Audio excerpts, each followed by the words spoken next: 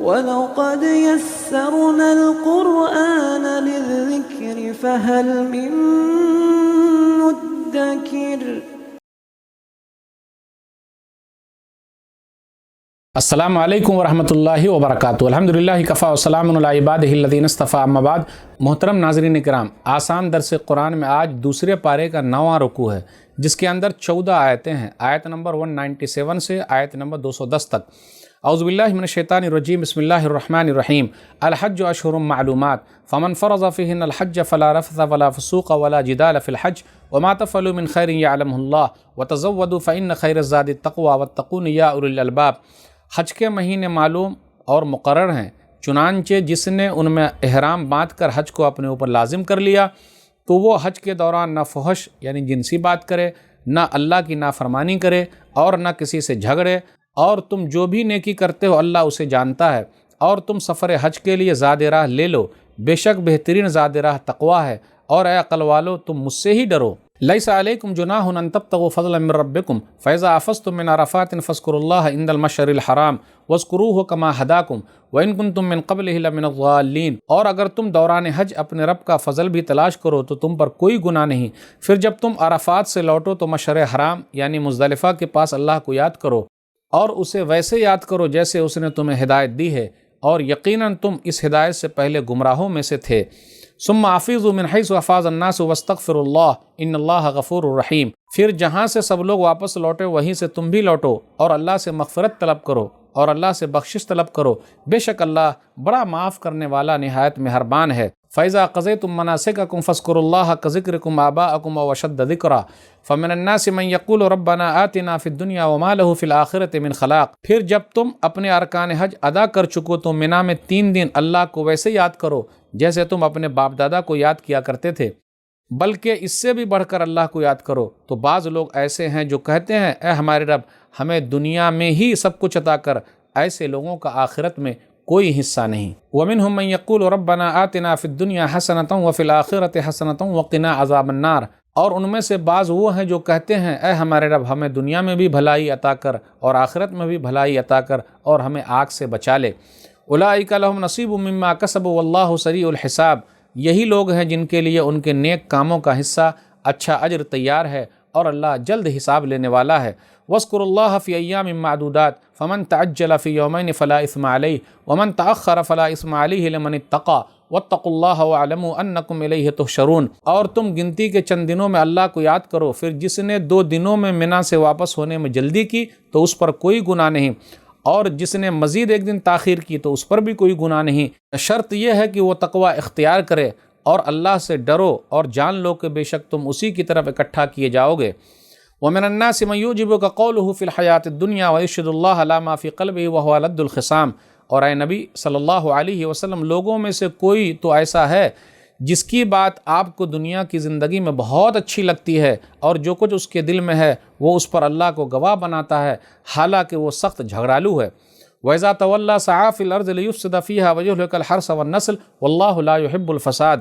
اور جب وہ پیٹ پھیر کر چلا جاتا ہے تو کوشش کرتا ہے کہ زمین میں فساد پھیلائے اور کھیتی اور مویشیوں کی نسل کو تباہ کرے، حالانکہ اللہ جسے وہ گواہ بنا رہا ہے فساد کو پسند نہیں کرتا۔ وَإِذَا قِيلَ لَهُمُ اتَّقُوا اللَّهَ أَخَذَتْهُ الْعِزَّةُ بِالْإِثْمِ فَحَسْبُهُ جَهَنَّمُ وَلَبِئْسَ الْمِهَادُ۔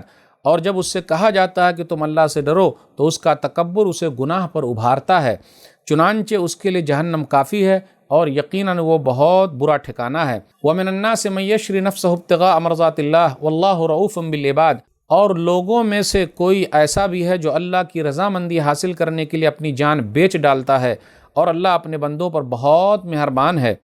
یا ایھا الذین آمنوا ادخلوا فی السلم کافہ ولا تتبعوا خطوات الشیطان انہ لکم عدو مبین۔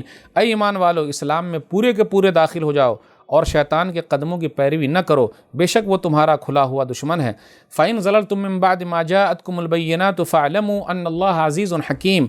پھر اگر تم اپنے پاس واضح دلیلیں آ جانے کے بعد حق سے پھسل جاؤ تو جان لو کہ بے شک اللہ بڑا غالب خوب حکمت والا ہے۔ هَلْ يَنظُرُونَ إِلَّا أَن يَأْتِيَهُمُ اللَّهُ فِي ظُلَلٍ مِّنَ الْغَمَامِ وَالْمَلَائِكَةُ وَقُضِيَ الْأَمْرُ وَإِلَى اللَّهِ تُرْجَعُ الْأُمُورُ۔ ان تمام ہدایات کے بعد نافرمان لوگ کیا اس بات کے منتظر ہیں کہ اللہ بادلوں کے سائے میں خود ان کے سامنے آ جائے اور فرشتے بھی اور ان کے معاملے کا فیصلہ ہی کر دیا جائے؟ اور آخر تمام معاملات اللہ ہی کی طرف لوٹائے جاتے ہیں۔ ناظرین اکرام، آج کے درس میں دوسرے پارے کا 9واں رکوع ہے جس کے اندر 14 آیتیں ہیں، آیت نمبر 197 سے آیت نمبر 210 تک۔ اس کے اندر حج کے ایام کا تذکرہ ہے اور حج کے بارے میں ذکر ہے، اور اس کے بعد یہ کہا جا رہا ہے جب حج کرنے جائیں تو برائیوں سے دور رہنا ہے۔ اس کے بعد یہ بھی ذکر ہے کہ ہم جو بھی نیکی کرتے ہیں اللہ تعالیٰ اس کو جانتا ہے۔ پھر اس کے بعد یہ ذکر ہے زاد راہ، یعنی اللہ کا ڈر اور خوف، یہ بہت ضروری ہے۔ پھر اس کے بعد عرفات کا تذکرہ ہے کیونکہ عرفات میں ٹھہرنا ہی اصل حج ہے۔ پھر اس کے بعد منا کا تذکرہ آیا۔ پھر اس کے بعد مشعر حرام مزدلفہ کا تذکرہ ہے، اور اس کے بعد منا کا تذکرہ ہے۔ یہ سب ذکر آیا، اور بیچ میں جو آیت نمبر 201 ہے، ربنا آتنا فی الدنیا حسنہ وفی الآخرۃ حسنہ وقنا عذاب النار، تو اسے یہ پتہ چلا ہمیں دنیا کی بھی بھلائی اللہ سے مانگنی ہے اور آخرت کی بھی بھلائی۔ اے اللہ دنیا میں بھی بھلائی دے اور آخرت میں بھی بھلائی دے، اور جہنم کی آگ سے بچا لے۔ پھر اس کے بعد یہ ذکر کیا جا رہا ہے وَاذْكُرُوا اللَّهَ فِي أَيَّامٍ مَّعْدُودَاتٍ، کہ ایام تشریق اس سے مراد ہے کہ تم لوگ اللہ تعالیٰ کو گنتی کے چند دنوں میں یاد کرو، تو یہ اس سے مراد ایام تشریق ہے۔ ایام تشریق مطلب 11، 12 اور 13۔ تو اس سے یہ پتہ چلتا ہے کہ 3 دن ایام تشریق ہے کیونکہ حج کے ایام میں سے ہے، اور قربانی کا جو دن ہوگا 10ویں تاریخ، 11ویں، 12ویں اور 13ویں، یعنی 4 دن ہو گئے۔ جب حج کے ایام کا یہ ہے 4 دن کا حکم ہے تو قربانی بھی 4 دن ہے۔ ایک حدیث کے اندر آیا، مسند احمد کی روایت ہے 16752، کل ایام تشریق ذبح، کہ ایام تشریق ذبح کرنے کے دن ہیں۔ ایام تشریق مطلب 11 ذوالحجہ، 12 ذوالحجہ اور 13 ذوالحجہ ہے، اور 10ویں ذوالحجہ کو تو قربانی ہے ہی، لیکن پہلے دن قربانی کرنا زیادہ اچھا ہے۔ اب اس کے بعد آیت نمبر 207 پر غور کیجیے، وَمِنَ النَّاسِ مَن يَشْرِي نَفْسَهُ ابْتِغَاءَ مَرْضَاتِ اللَّهِ، اللہ کی رضامندی کے لیے اپنے نفس کو بیچ دیا۔ اس سے مراد صہیب رومی رضی اللہ تعالیٰ عنہ ہے کہ مکہ سے جب مدینہ ہجرت کر کے گئے تو مکہ والوں نے ان سے پورا مال چھین لیا، انہوں نے پورا مال دے دیا اور ویسے ہی مکہ سے مدینہ چلے گئے۔ نبی صلی اللہ علیہ وسلم کے پاس پہنچے تو کہا جاتا ہے کہ یہ آیت انہی کے بارے میں نازل ہوئی کہ سب کچھ دے دیا، جتنا مال کمایا مکہ میں کمایا تھا دے دیا۔ تو میرے بھائیوں، ایمان والوں کا مال چھینا جائے گا، ان کی زمین چھینی جائے گی، ان کو نکالا جائے گا، تو گھبرانے کی ضرورت نہیں ہے، صبر سے کام لے۔ اس کے بعد آیت نمبر 208 ہے، اسلام میں پورے کے پورے داخل ہو جاؤ۔ یا ایھا الذین آمنوا ادخلوا فی السلم کافہ، دو رنگی چھوڑ یا کرنگی ہو جا، سراسر موم یا سنگ ہو جا۔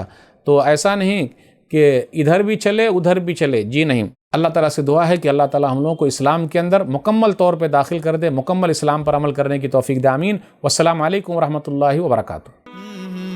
اور مزید ویڈیوز کو دیکھنے کے لیے آپ ہمارے YouTube چینل کو سبسکرائب کریں۔ فجزاکم اللہ خیرا۔